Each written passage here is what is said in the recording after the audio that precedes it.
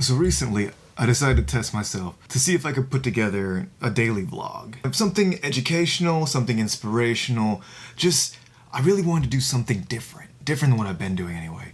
But then I thought, let's start with a weekly vlog. We don't want to go full Casey Neistat, at least not yet. One of the key things though in connecting with people is they need to know who you are. Is this someone I like? Do we have similar interests? Just what is going on inside their mind? Why do I want to keep listening? So I decided to do the whole 10 facts about me. Just kind of a, hey, how you doing? Good to meet you, you know?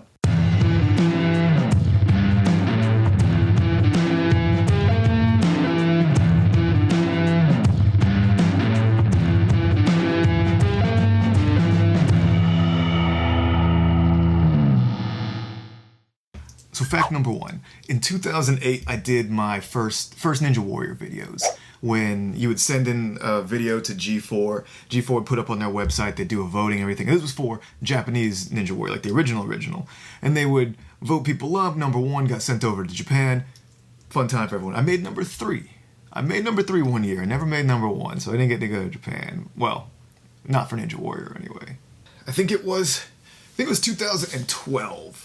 When I did the first American Ninja Warrior, or at least my first anyway, in Dallas. And that was a lot of fun. It was a little different, not quite the same spirit of the original Ninja Warrior, but it was interesting.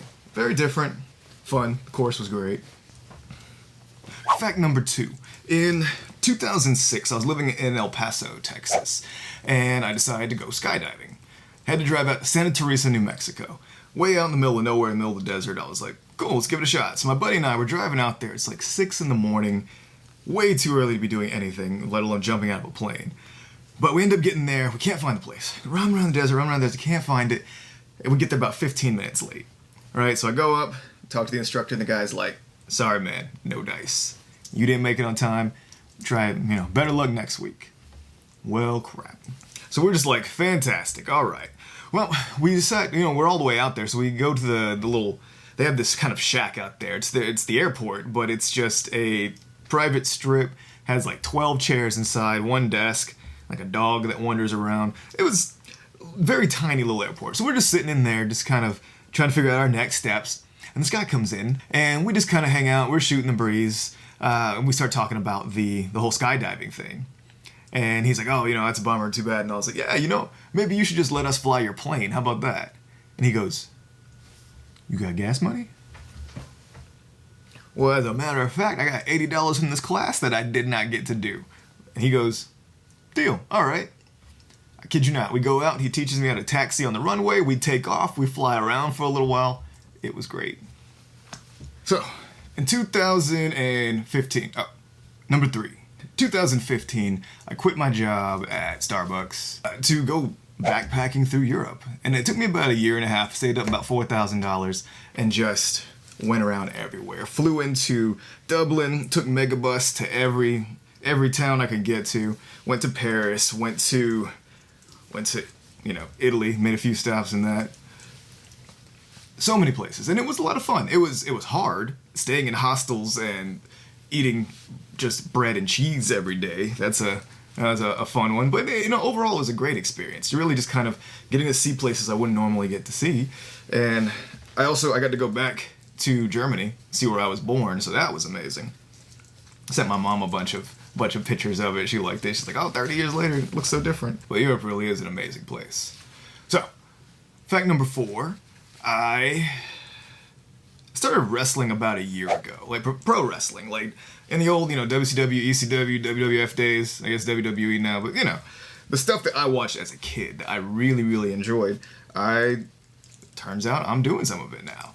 So I've been training a little over a year now, and I got to do my first tag match. Thousands of people, everyone's excited about it, everybody's drinking beer, having a good time. It was a lot of fun. Fact number 5.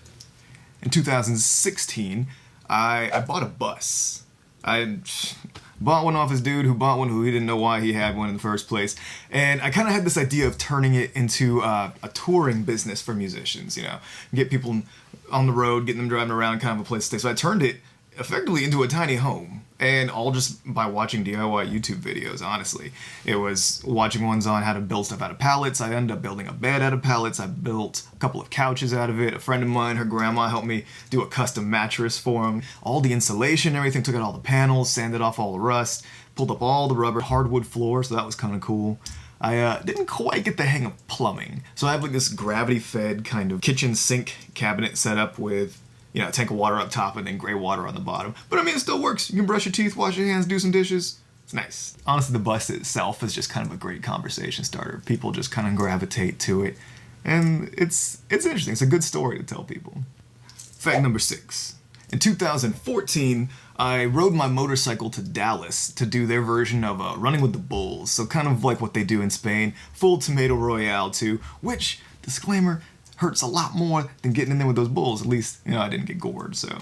I remember there's one point where we're all running through this kind of just little funneled area, and you can hear just the bulls, like the hoofs, coming down on you. Everyone's just freaking out. And I remember thinking, all right, what do I do if one of these things comes after me? Duck and cover, tuck and roll, I don't know. But this, I never forget this one part. This bull comes up and it's running through, and I can hear it, straight line, and I can see the horns come up beside me. And it just kind of goes past me a little bit and bumps me on the side, knocks me out of the way, almost like a, excuse me, buddy, I got stuff to do. Puts its head down and just gores the guy in front of me. Digs the horns, flips him through the air. It was crazy. Crazy. I mean, I guess it happens, all right? Fact number 7 is I ride a motorcycle. I guess that's cool, right? People still do that? So fact number 8 is I am a gamer. I love it. I'm a nerd. I can't help it. I mean, if you can't tell from all that, I've been playing games since like Super Nintendo days. I really enjoy, like, I mean, newer games, great. Old school games, great. Gamer tag, Strings of Atlas, by the way. If you play PS4, hit me up. I've been kind of like just collecting video games for as long as I can remember, you know? I mean, you got Sega CD and Dreamcast and Super Nintendo, regular Nintendo, ColecoVision, all the PlayStations 1 through 4 through Pro through Vita, whatever, all the Xbox. Gaming's kind of like it's a whole nother world for me. And it kind of really just, I don't know, gets your imagination going, which I love that. I love people who play games. I love people who can accept it for what it is, you know? Number 9. Kit Kats are great. Kit Kats are easily my favorite chocolate bar. Just big fan of it. I will say though, one of my most favorite Instagrammers ever, Marmalade and Jack, she ended up sending me about a couple years back just a box of assorted Dutch candy, just chocolate, all kinds of different chocolate. So good, so good. Kit Kat still reign king for me, but that stuff was great. Did love it. I'm a chocolate fan. I can't help it. Number 10. I buy all my vests and ties at Savers. And a lot of people think I spend dozens of dollars on it, which is not the case. This is about $3. The vest, I think, was about $6, and the shirt was like $5. People are like, why do you dress the way you do? What do you do for a living? And I just dress this way because I like it. I mean, I also dress like a grungy biker. You know, I got my leathers on, everything. I got all that. It's just, I think it's important to be true to yourself and just do what you like to do. You like wearing it? That's a good enough reason.